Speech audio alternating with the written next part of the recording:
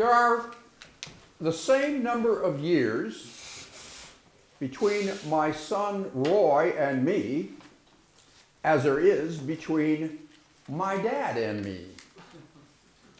I was 34 when Roy was born. My father was 34 when I was born. I find this coincidence fascinating. I look at my son and imagine that he is viewing me from the same chronological perspective that I viewed my father. Now, as for me, my father passed away several years ago. But as I looked into a mirror the other day, there he was, staring at me. I find this coincidence fascinating between father and son, which raises the question, well, who are you?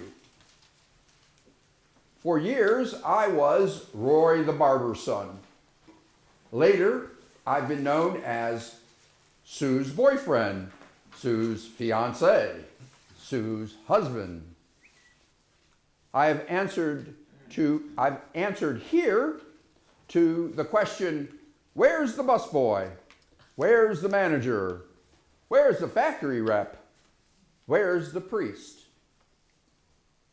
I am proud to be referred to as Amity's father, as Roy's dad.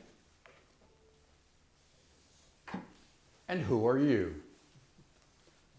There's an old Spanish proverb that tells us, tell me who you live with, and I will tell you who you are. We are known by our friends and the company that we keep.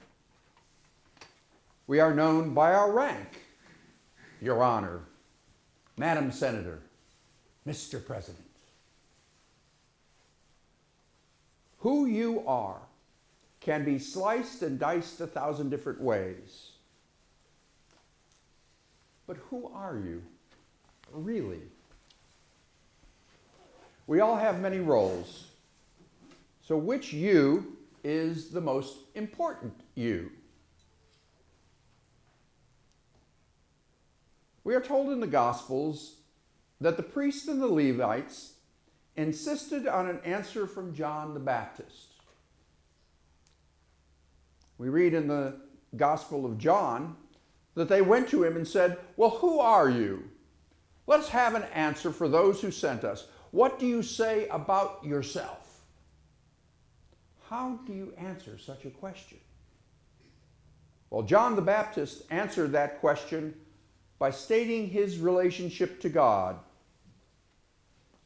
He replied, I am the voice of one crying in the wilderness, prepare the way of the Lord, make his path straight, as the prophet Isaiah said.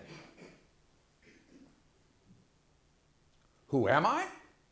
Answers John the Baptist. Why, I'm God's spokesman, with something to say just like the ones that have come before me. I have a relationship and a calling. I have a relationship and a calling. And God is the center of both. In my opinion, if you want to lead a happy, fruitful life, want to feel that your life will make a difference, want to increase your self-esteem, want to put joy into your life, then follow John the Baptist's example. But who you are and do what you do with God at the center. Be who you are and do what you do with God at the center.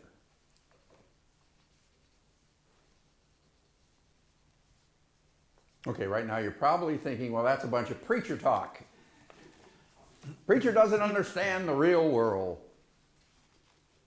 You wonder how you can be successful by putting God at the center of what you do. You go to work and your supervisor wants the business at the center of what you do. You wonder how it is possible to increase self-esteem and joy and happiness by following the example of a man living rough in the wilderness. A man who is so humble that he feels unworthy to untie the sandal of the one who he is proclaiming. The answer to whether this is all just pious preacher talk or words for living comes when you answer the question, who are you?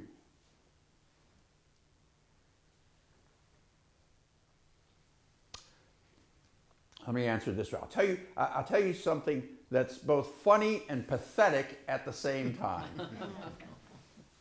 But I think it will help us sort things out.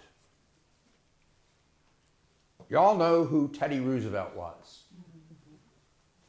Outdoorsman, author, the youngest president of the United States, a Rough Rider, a governor of New York, a successful man on so many different levels. So it is hard to imagine that with all his success, it is said that Teddy Roosevelt was never happy with who he was.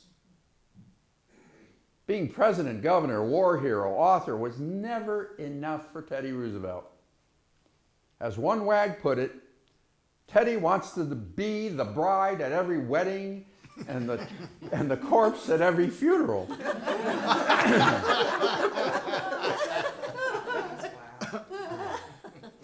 Few of us will ever come close to the worldly success of a Teddy Roosevelt, and Roosevelt was never happy or satisfied with who he was or with what he did.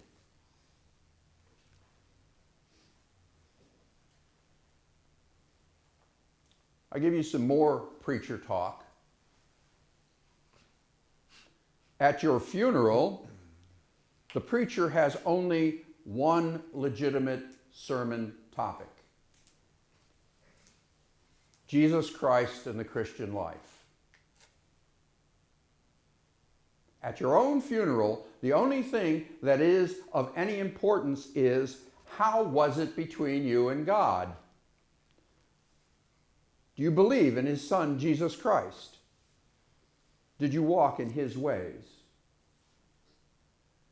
At your funeral, all your titles, degrees, fame, and fortune will do you no good. You know, people want a celebration of life. Celebration of life does not happen in the church.